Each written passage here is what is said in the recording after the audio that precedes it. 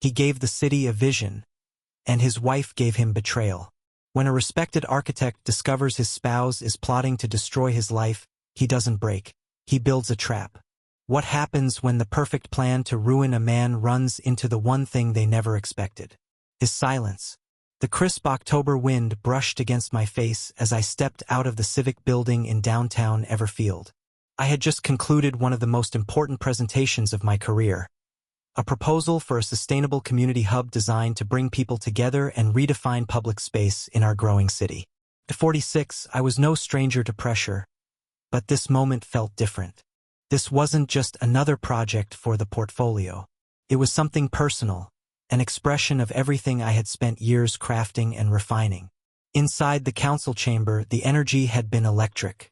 I'd seen the city officials leaning in as I described every detail. The green roofs, solar integration, communal spaces. I spoke with conviction, letting my vision spill out through every word, every image. When I finished, a rare silence fell over the room.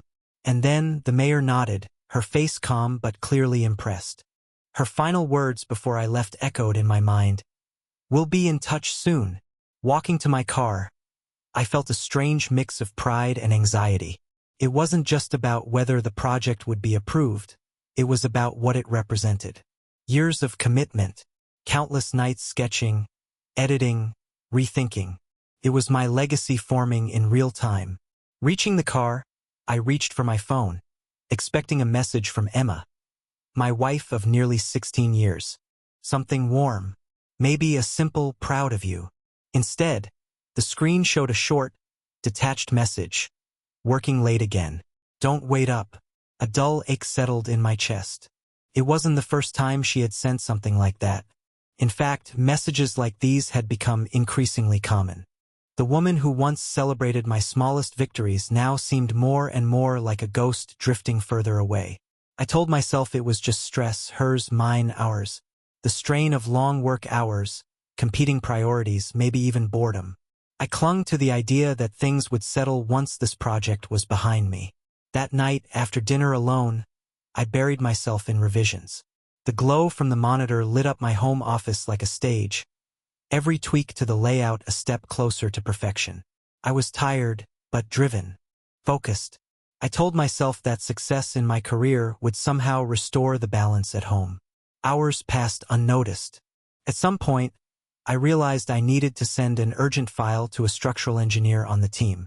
But my laptop, my usual workstation, was in the trunk of the car. Rather than go out into the cold, I moved to the living room to use the shared desktop. Emma often used it, usually for browsing or emails to her family. As I sat down, her profile was still logged in. My instinct was to sign out immediately, but something on the screen caught my eye. An open message thread titled, "Mom." I didn't mean to read it, not really. But a single sentence stood out like a flashing alarm. "Once I have enough of his money in my name, I'll leave. And I'll tell the police he assaulted the housekeeper. That should bury him." For a long moment I just stared. I reread the sentence multiple times, as if doing so might somehow change the meaning. But it didn't.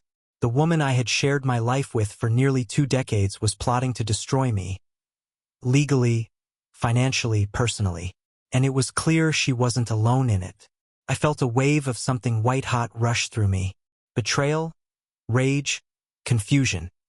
All tangled into one impossible knot. My body wanted action, to demand answers, to scream, to break something.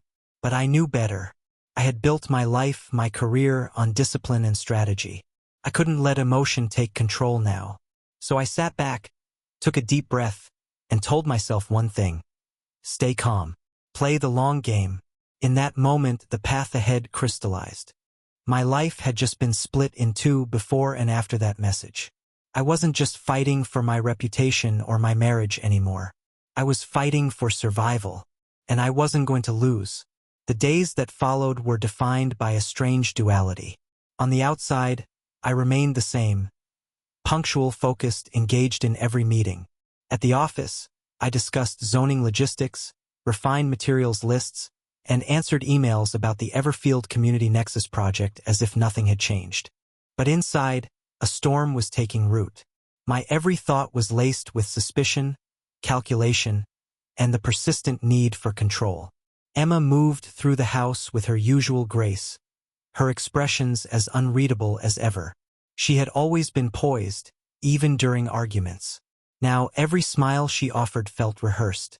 Every casual question or comment had a second edge.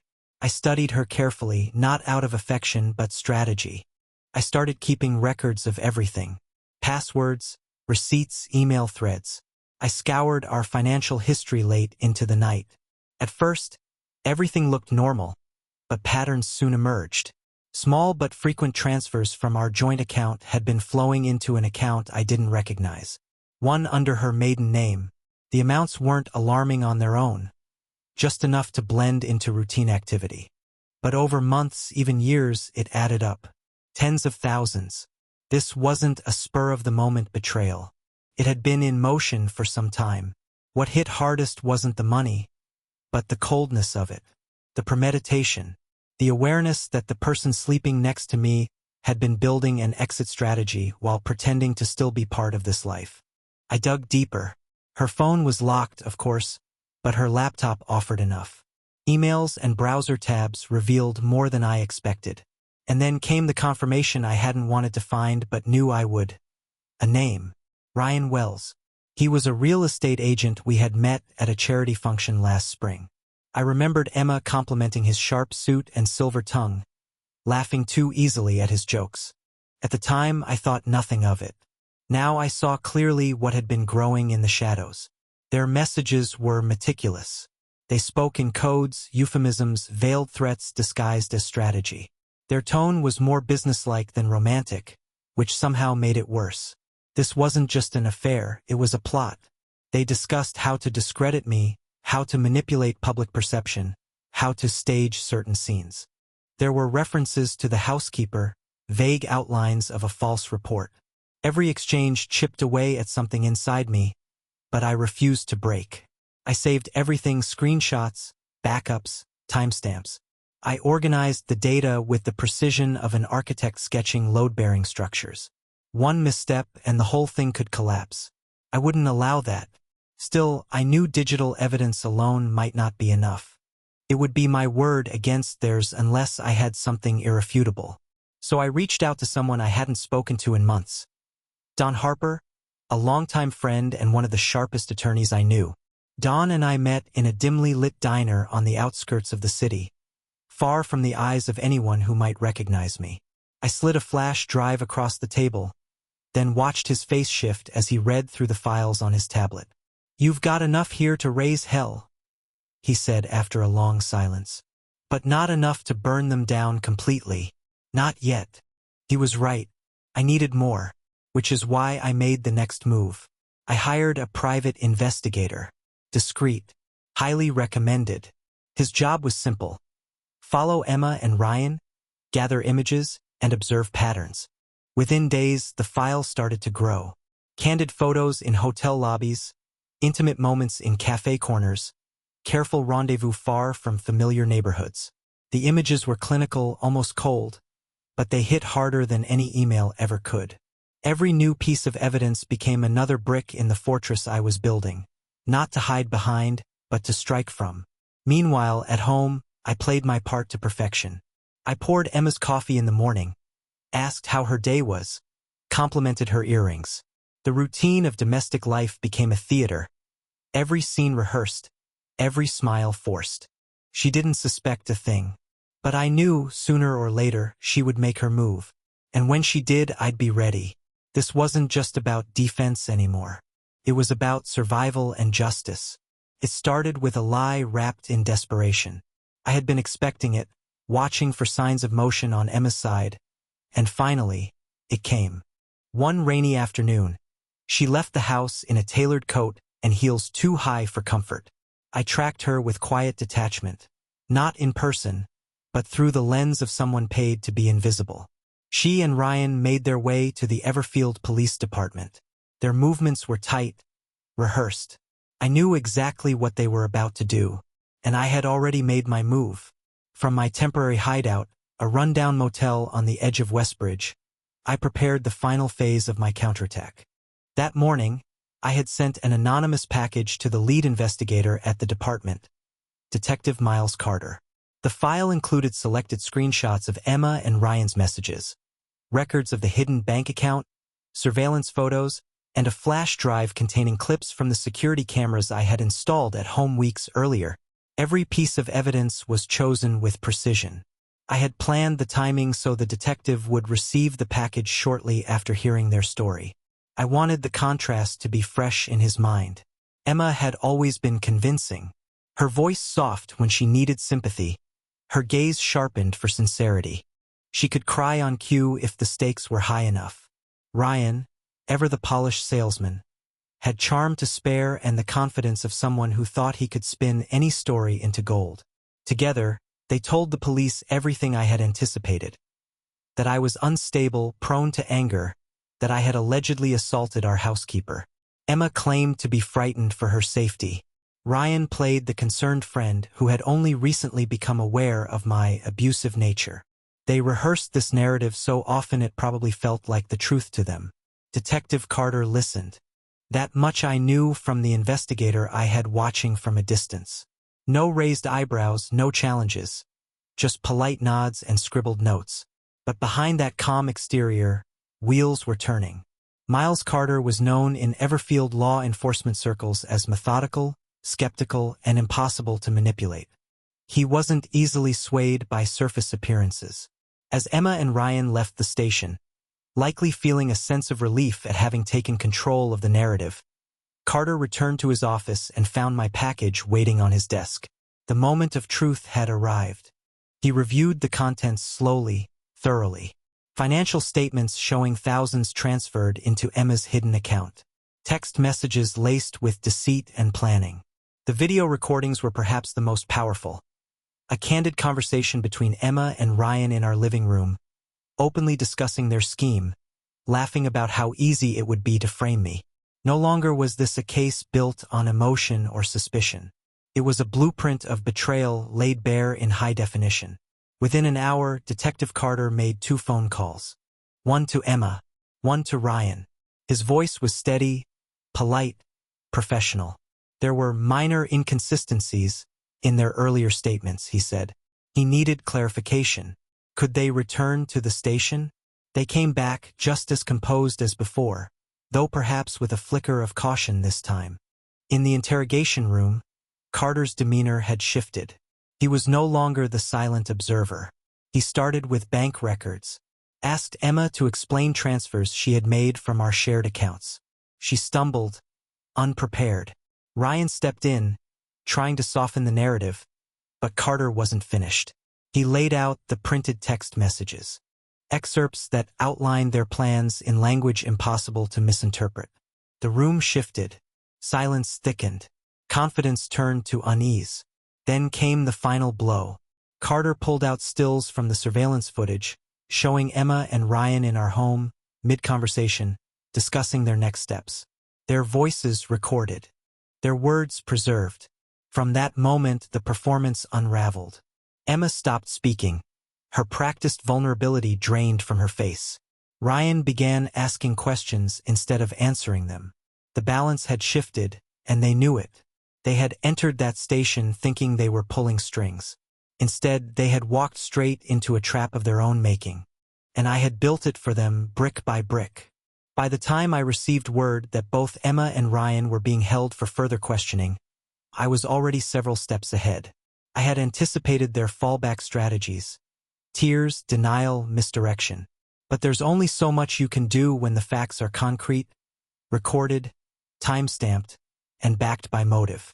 In the interview room, they sat side by side, but the distance between them had grown.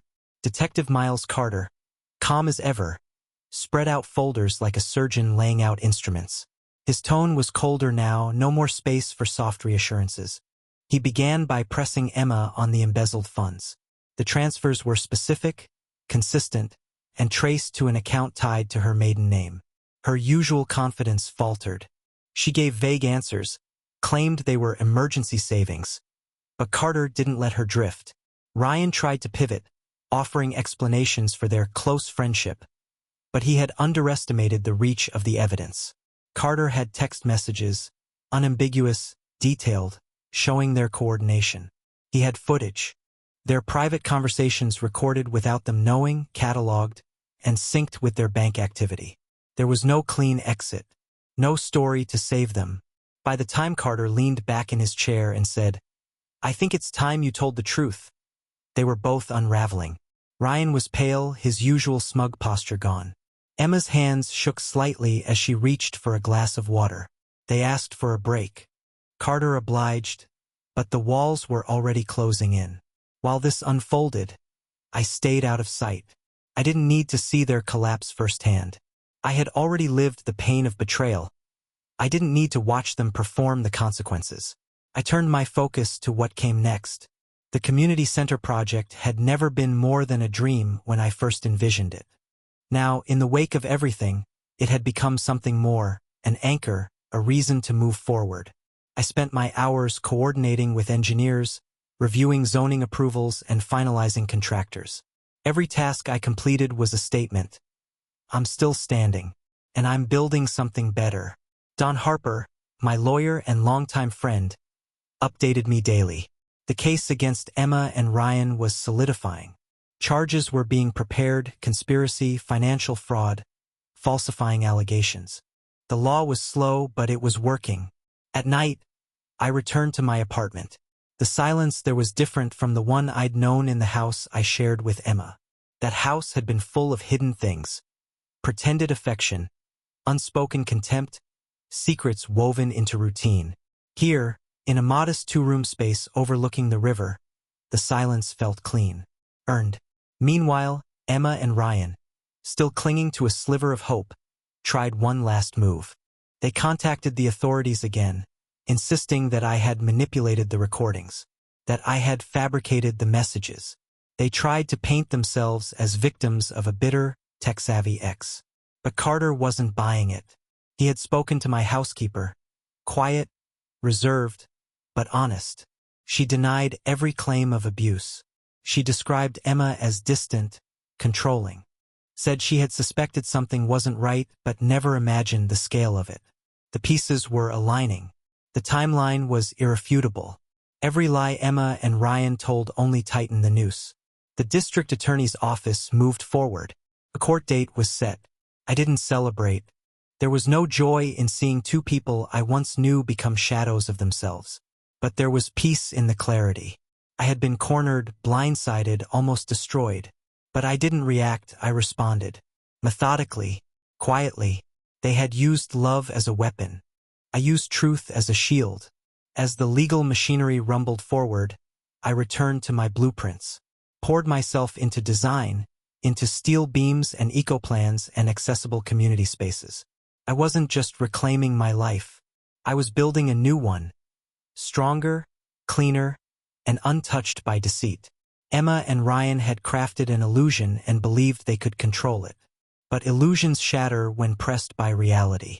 And in the end, all they were left with was the echo of a plan that had failed. I had something more. I had the future. The courtroom buzzed with quiet tension as I took my place near the back, watching as Emma and Ryan were led inside, their hands cuffed behind their backs. The proceedings had been swift, the evidence too overwhelming to dispute. Still, seeing them like this, once so self-assured, now pale and diminished, stirred something I hadn't expected. Not triumph, not rage, just closure. They avoided looking in my direction, but as the judge read out the charges, fraud, conspiracy, and obstruction, Emma's eyes finally found mine. For a split second, her face softened. She mouthed something across the space between us. "I'm sorry. I didn't react." There was nothing left to say. That chapter of my life had ended the moment I walked out of our house through the back door. The weight of betrayal finally heavier than any promise we had once made. What stood now was something else entirely. The wreckage, yes, but also the framework for something new. Outside the courthouse, autumn leaves danced through the air, swirling across the sidewalk.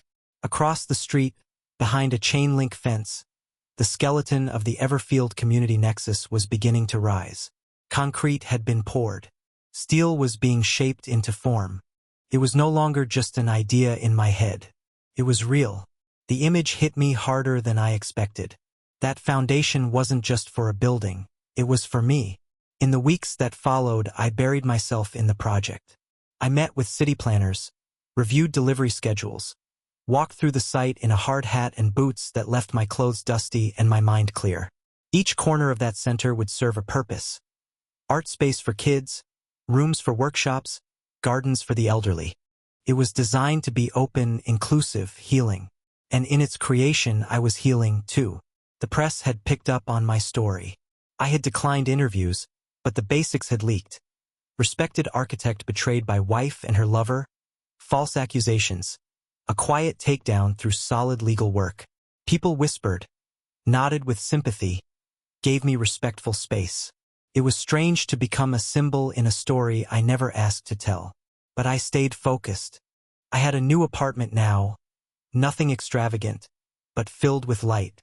Mornings started early, coffee, emails, then off to the construction site. Nights ended late, often with my hands still stained by pencil graphite or blue ink from sketching out design tweaks by lamplight. I didn't miss the old house, or the person I had been there. He had been too trusting, too certain that love, once earned, could never turn. Now I understood better.